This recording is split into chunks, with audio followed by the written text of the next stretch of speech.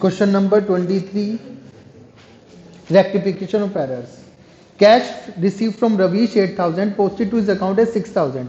बेटा जब cash receive हुआ रवीश से तो एंट्री होगी cash account debit to Ravish, posted to his account as 6000, उसके अकाउंट में गलती से 6000 लिख दिए। लिखने कितने थे और लिख कितने दिए 6, कितने कम लिख दिए 2000 कम लिख दिया। अब cash account debit to Ravish में, रवीश डेबिट हो रहा है क्रेडिट हो रहा है, क्रेडिट हो रहा है। तो जब कम लिख दिए तो रवीश को उतनी अमाउंट से और क्या कर दीजिए क्रेडिट कर दीजिए टू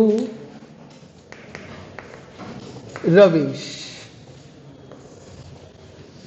और डेबिट क्या होगा सस्पेंस। क्यों होगा सस्पेंस डेबिट? क्योंकि वन साइडेड एरर है, और वन साइडेड एरर कब के हैं आफ्टर प्रिपेयरिंग ट्रायल बैलेंस। कितने रुपए से अमाउंट आ जाएगा 2000, जितने से कम क्रेडिट किया था उतने ही अमाउंट से आप दोबारा से क्या कर देंगे क्रेडिट कर देंगे। Next entry, return inward book overcast by 1000। Return inward, return inward क्या होता है सेल्स रिटर्न के परचेज रिटर्न, सेल्स रिटर्न क्या होता है sales return. Sales return overcast हो गया, टोटल ज्यादा लग गया।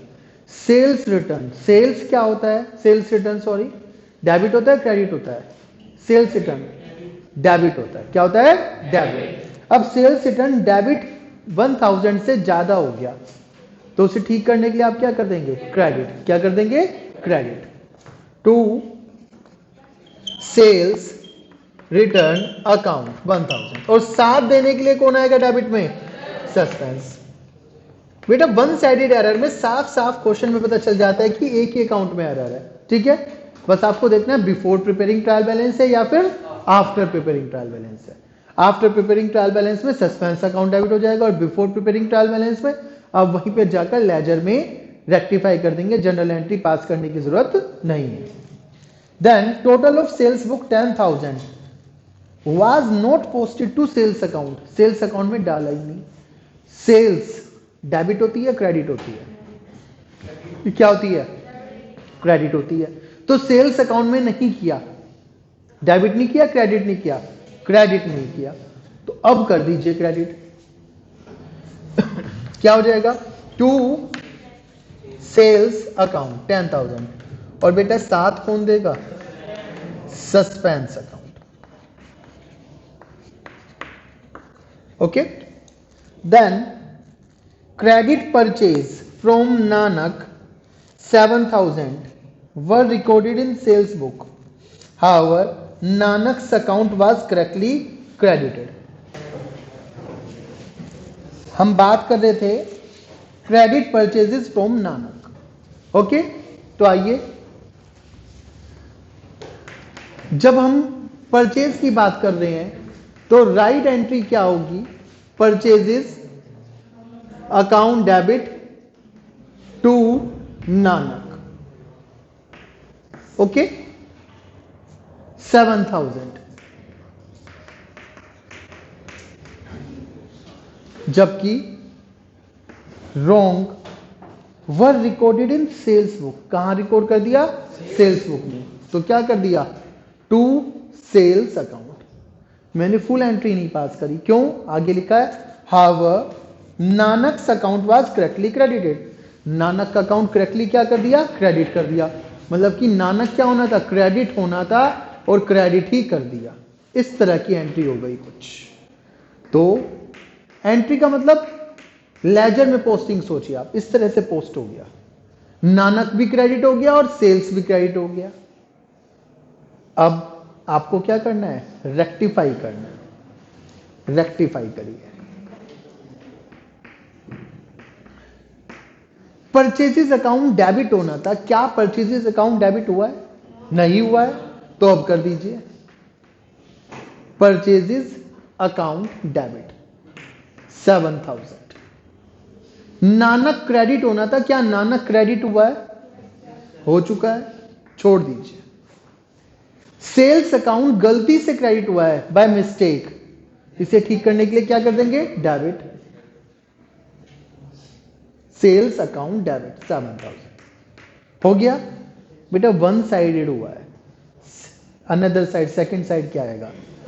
सस्पेंस। To suspense account. 7 7 14,000। ठीक है, आप ये जानते ही हैं दोनों साइड का टोटल क्या होना चाहिए? इक्वल होना चाहिए। Next and last, machinery purchase for 10,000 was posted to purchases account as 5,000। बेटा मशीनरी परचेज होनी चाहिए मशीनरी अकाउंट डेबिट, और आपने क्या कर दिया? Purchases account debit. तो आइए राइट रॉन्ग रेक्टिफाई से ही करते हैं इसको भी। ई पार्ट, जब आपने मशीनरी परचेज करी, एंट्री होनी चाहिए machinery account debit to cash account for how much amount? 10,000।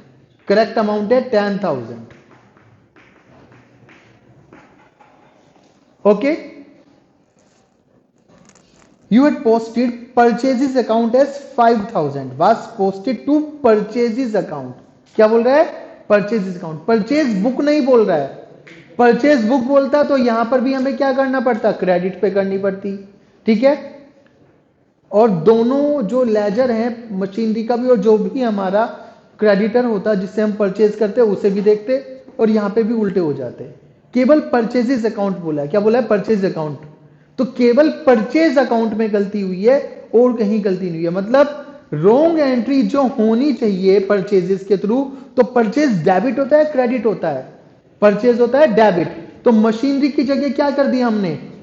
Purchases account debit. Error of principle. ठीक है, और टू कैश, कैश को अपने आप खुद ब खुद मान लेना है कि ठीक हो गया होगा। केवल उसने बोला परचेजेस अकाउंट में गलती हुई है। ठीक है, और परचेजेस आप जानते हैं डेबिट होता है, तो मशीनरी की जगह क्या कर डेबिट कर दिया उसने?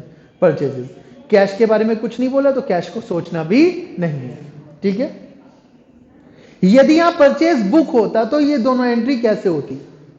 परचेज बुक का मतलब उधार खरीदा है। ठीक है, तो मैं मशीनरी को भी कहता machinery account debit to creditor account, और परचेजेस को कहता purchase account debit to creditor account. Okay, purchase book नहीं बोला उसने, क्या बोला? Purchases account. तो मैंने दोनों जगह क्या ले लिया है? कैश ले लिया। ओके, अब उसने बोला है परचेजेस अकाउंट के थ्रू डेबिट किया है, तो परचेजेस अकाउंट में इसने लिखा है 5,000। कितना लिखा है बेटा? यहां परचेजेस अकाउंट में 5,000 हुआ है। क्या कैश के बारे में कुछ बोला है? नहीं बोला। तो हम कॉमन सेंस लगाते हैं, कैश ठीक हो गया होगा। कैश कितना लिख दिया होगा? 10,000। ओके, अब करना है इसको रेक्टिफाई, बहुत ध्यान से।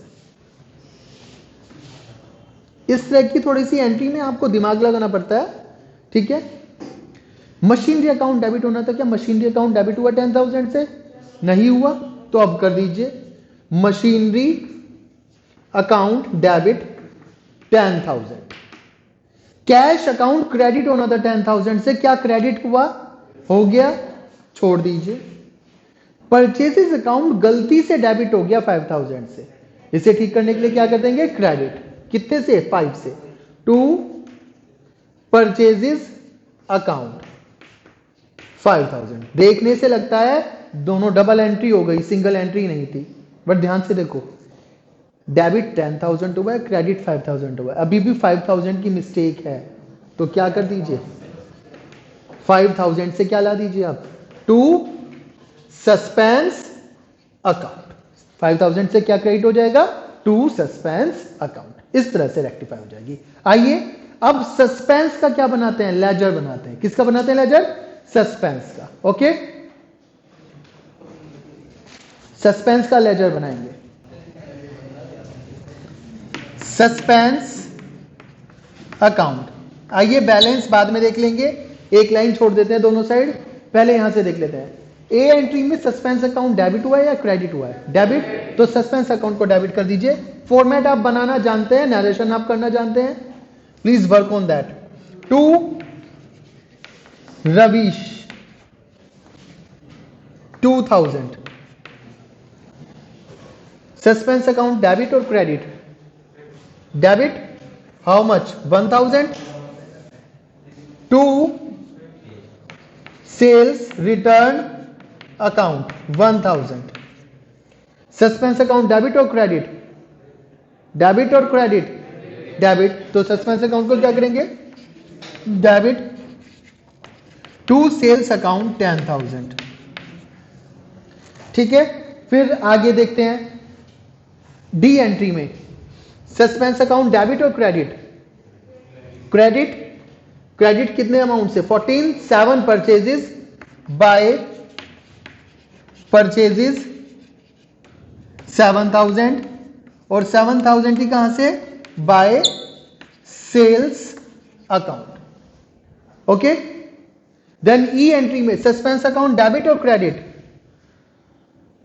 ई एंट्री में सस्पेंस अकाउंट डेबिट और credit, credit by machinery account 5,000। ठीक है, बुक में देख लीजिए बैलेंस किस चीज का दिया हुआ है, बोला था trial balance of Anuj did not agree, it showed an excess credit of 6,000। जब क्रेडिट एक्सेस हो तो बैलेंस किस साइड बचेगा, डेबिट साइड, किस साइड बचेगा, डेबिट साइड।